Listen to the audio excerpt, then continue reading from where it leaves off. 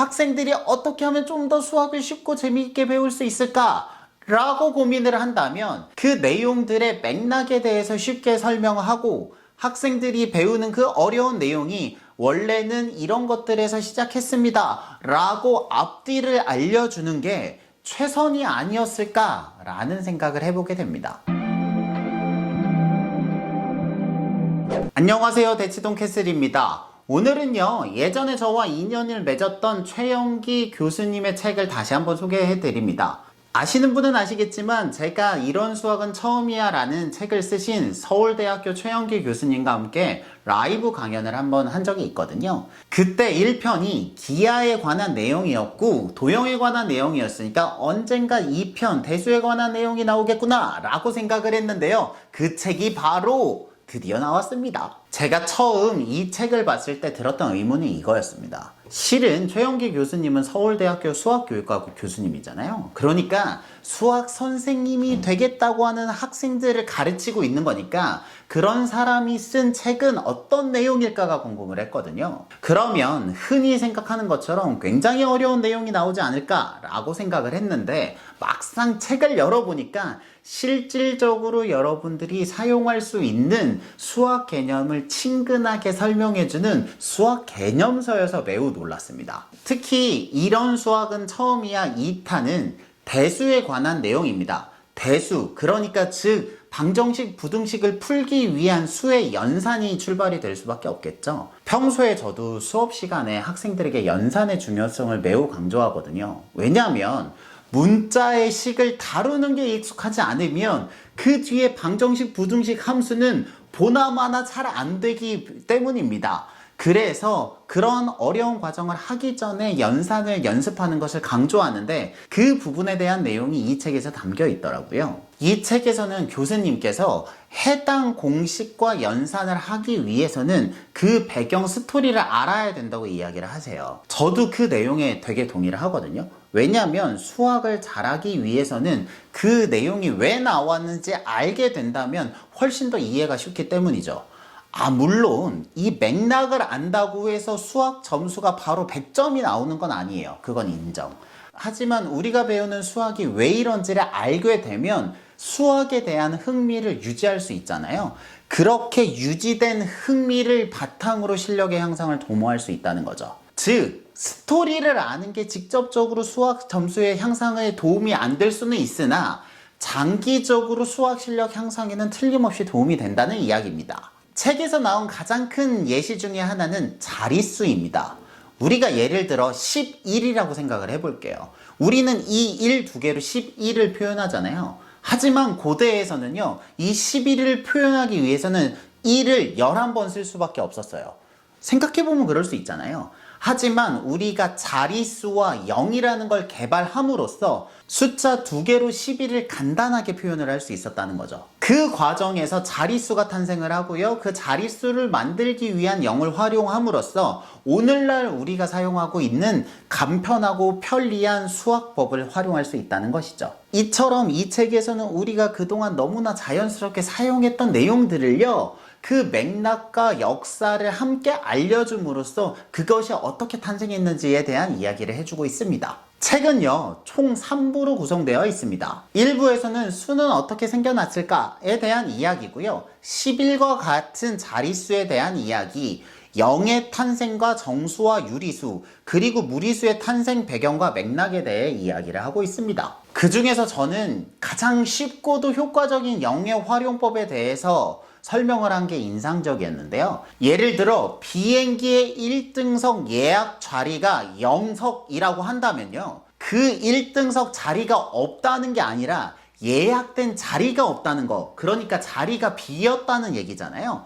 이렇게 우리가 그동안 당연하게 썼던 것들이 실제로는 무수한 고민을 통해서 탄생했다는 이야기를 해주고 있습니다. 이렇게 우리들은 당연하게 생각했지만 0의 발견이 없었다면 생각보다 그 표현은 매우 어려웠을 수 있습니다. 하지만 재밌게도 0을 발견하고 나서도 그 수 체계를 전체를 바꿔야 되기 때문에 유럽에서는 60년 동안이나 도입을 못했다고 해요. 생각해보면 숫자의 체계를 모두 다 바꾼다는 건 매우 번거로운 일이었을 것 같기도 합니다. 그 번거로움을 통해서 우리가 지금 현재 이렇게 편리한 숫자들을 활용하고 있는 것이죠. 그리고 1 이하의 소수를 표현할 때도요, 우리는 쉽게 점을 찍잖아요. 예를 들면 0.3 같은 거요.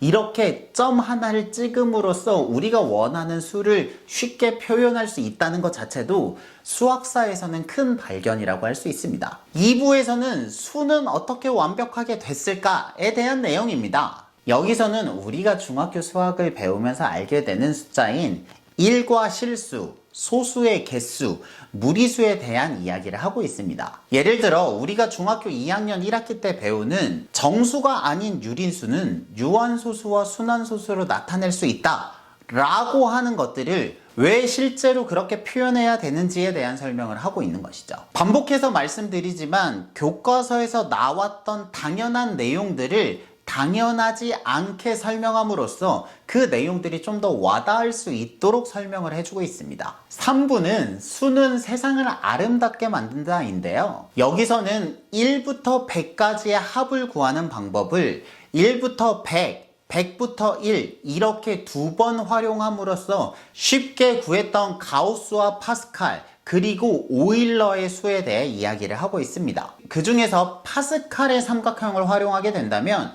중학교 과정에서 배우는 중요한 공식인 a 더하기 b의 제곱이나 고등학교에서 바로 배우는 a 더하기 b의 3제곱 등 우리가 실제로 활용하고 있는 수학 내용을 쉽고 빠르게 이해할 수 있는 방법에 대해서 소개를 하고 있습니다. 이렇듯 현실적으로요, 수학은 쉽게 배우는 게 어렵습니다. 왜냐하면 우리는 수학을요, 수학 시험을 잘 맞기 위해 배우는 게 크잖아요.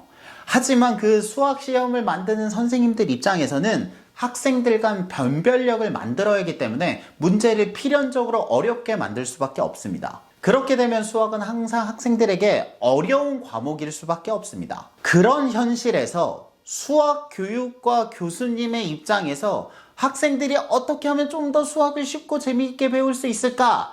라고 고민을 한다면 그 내용들의 맥락에 대해서 쉽게 설명하고 학생들이 배우는 그 어려운 내용이 원래는 이런 것들에서 시작했습니다 라고 앞뒤를 알려주는 게 최선이 아니었을까 라는 생각을 해보게 됩니다. 실제로 수업을 하게 되면요, 학생들이 맨날 이런 질문을 하게 되거든요.